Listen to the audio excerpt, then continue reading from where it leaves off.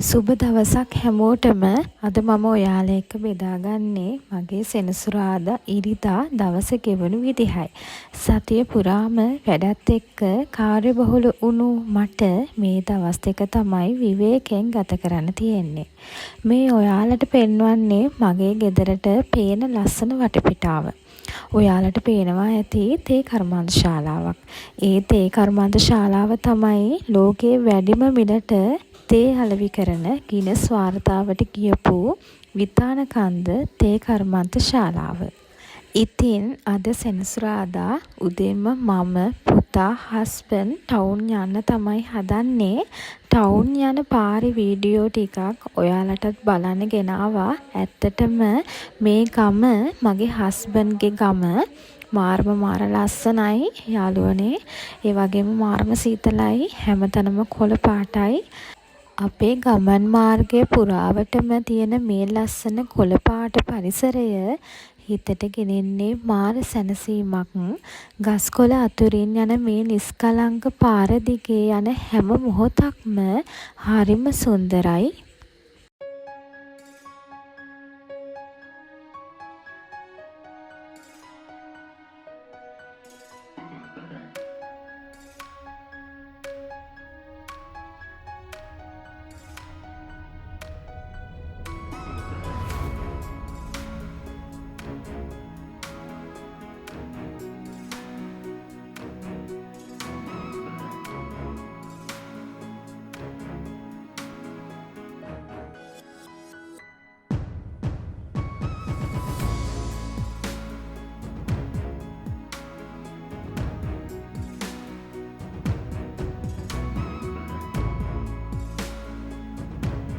මේ පෙනෙන කඳු අතුරින් තිබෙන බැවුම් ප්‍රදේශය තමයි අපේ ගම. ටවුන් එකට යන මාර්ගය තිබෙන්නේ කඳුපන්තිය හරහා.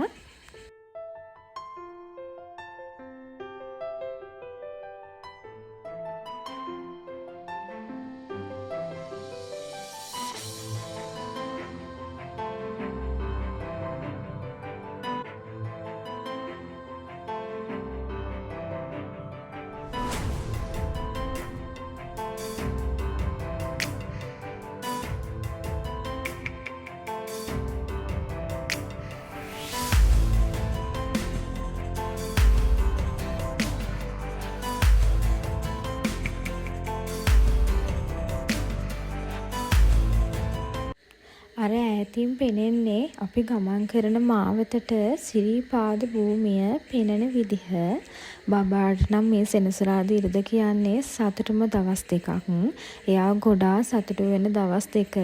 ඔන්න ඉතින් අපි ටවුන් එකට නම් ආවා. අපි පොඩි වැඩ ටිකක් නම් කරගත්තා. හැබැයි ඒ හැමදේම වීඩියෝ නම් කරගත්තේ නැහැ. අපි හැමෝම කාර්යබහුල ජීවිතනේ ගත කරන්නේ. ඉතින් සතියේ මේ නිවාඩු දවස් දෙක මේ වගේ පොඩි වෙනසක් එක්ක විවේකව ගත කරන්න අමතක කරන්නත් එපා. අපේ ජීවිතය ඒකාකාරීව ගමන් කරන්නේ නැතුව අපි ගැනත් හිතන්න ඕනිනේ.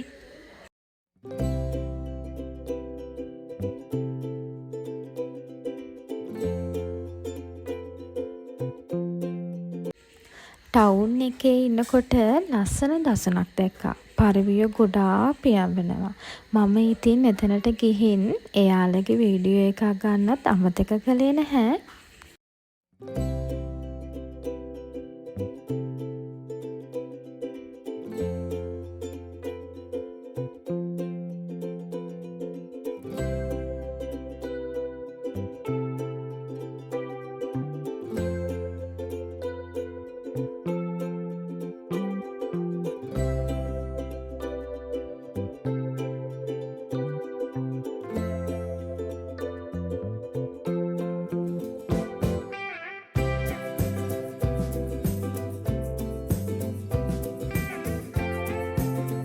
මේ විදිහට සැහැල්ලුවෙන් සෙනසුරාදා දවස නම් ගත වුණා. මේ දවස ඉරිද දවසක්. ඉරිද දවසේම මම පුතා එක්කමයි ඉඳියේ. අම්මා තාත්තා එයාලගේ වැඩවලට ගිහින් පුතා මම තනියම තමයි ඉරිද දවස ගත කරන්නේ. පුතා එකම ඉන්නකොට නම් පාළුවක් නම් දැනෙන්නේ නැහැ. කියව කියව ඉන්නවනේ ඉතින්. මුළු ගෙදරම පිරුපුන් බවක් තමයි දැනෙන්නේ. මේ පුංචි හිනාවත් එක්ක ගත කරන මොහොතවල් තමයි ජීවිතයේ ලස්සනම මතකයන් වෙන්නේ. කාලය ඉක්මනින්ම ගියත් මේ පුංචි කාලේ ආයේ එන්නේ නැහැනේ.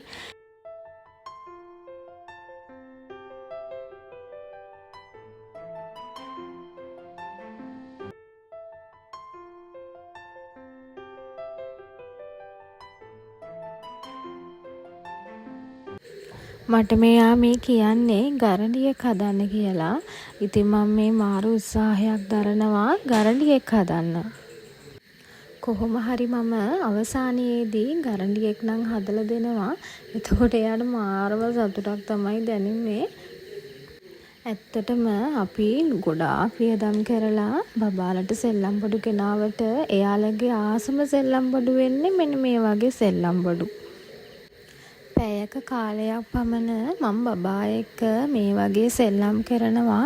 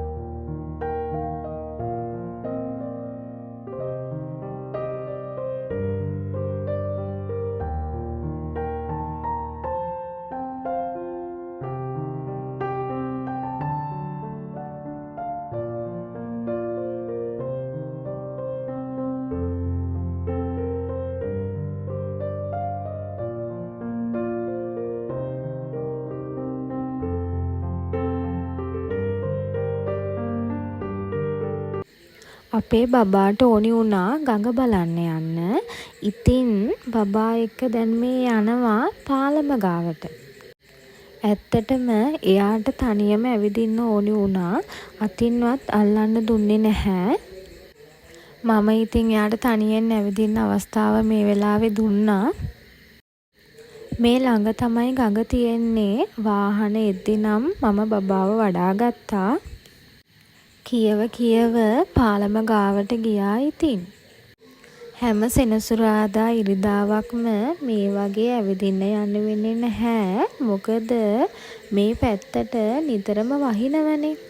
එතකොට නම් හස්බන්ඩ් එක්ක තමයි අපි වාහනේ යන්නේ.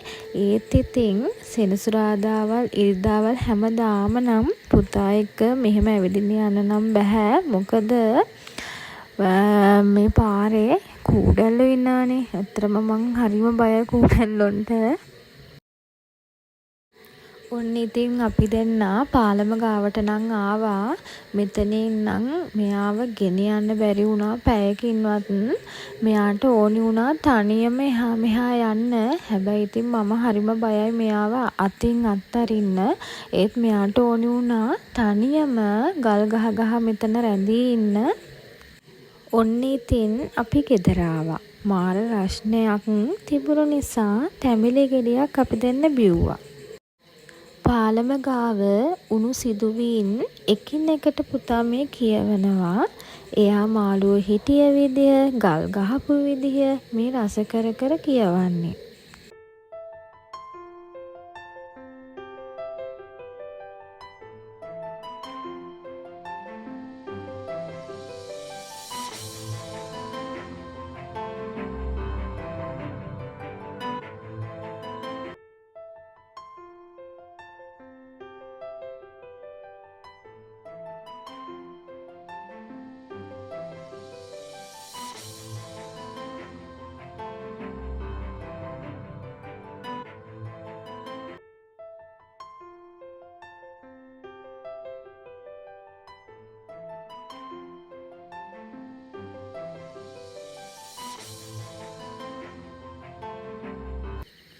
සිකුරාදා දවසේ හෝදපු රෙදි ටික දැන් හොඳටම වේලිලා කන්දක් තරම් රෙදි.